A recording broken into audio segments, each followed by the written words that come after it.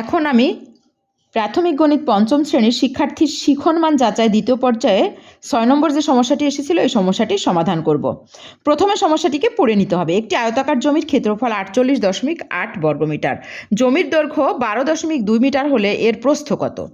এখানে সমাধান আমি এভাবে করব। প্রথমে আমরা লিখে নেব যে আয়তাকার জমির ক্ষেত্রফল আছে 48.8 বর্গমিটার আর দৈর্ঘ্য আছে হচ্ছে 12.2 মিটার। আয়তাকার জমির প্রস্থ তাহলে আমরা জানি আয়তক্ষেত্রের ক্ষেত্রফল সমান দৈর্ঘ্য গুণ প্রস্থ। তাহলে এখানে প্রস্থ যখন আমরা নির্ণয় করব তাহলে প্রস্থ সমান ক্ষেত্রফল ভাগ দৈর্ঘ্য সমান ক্ষেত্রফলের মান এখানে বসিয়ে দিয়েছি 48.8 বর্গমিটার ভাগ দৈর্ঘ্য হচ্ছে 12.2 মিটার। তাহলে এখন আমি ভাগটি করব। ভাগটি আমি কিভাবে করব? এখানে দশমিক বিন্দুর পরে কয় অঙ্ক আছে? ভাজ্য এবং ভাজকে আমরা দেখতে পাচ্ছি দুই জায়গায় একটি অঙ্ক আছে, তাহলে আমি 10 দিয়ে গুণ করব ভাজ্য এবং ভাজককে।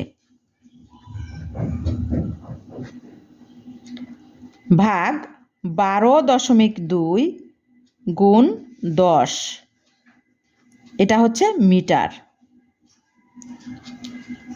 তাহলে এখন 48.8কে আমি 10 দিয়ে গুণ করলে, যেহেতু এখানে আমরা দেখতে পাচ্ছি একটি শূন্য আছে, তাহলে দশমিক বিন্দু এক ঘর ডানে সরিয়ে দিলে হয়ে যাচ্ছে। তাহলে 48 এরপরে এক ঘর যেহেতু ডানে সরিয়ে দেবো 8, আর শূন্য ডান সাইডের কিন্তু দেওয়া এখানে প্রয়োজন নেই। ভাগ 12.2 গুণ 10, এখানে দশমিক বিন্দুর পর যেহেতু শূন্য এক ঘর আছে, আমি এক ঘর ডানে সরিয়ে দিলেই কিন্তু আমার গুণটি হয়ে যাবে।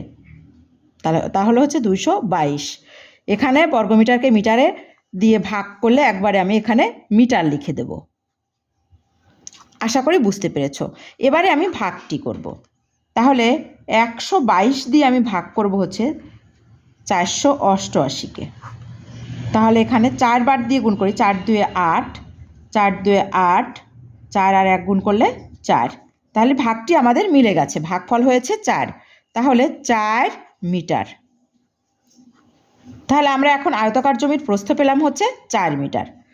তাহলে অতএব এটা লিখে নিতে পারি আমরা এখানে আয়তাকার জমির, অতএব আয়তাকার জমির প্রস্থ সমান 4 মিটার। এই 4 মিটারই কিন্তু আমাদের উত্তর। তাহলে উত্তর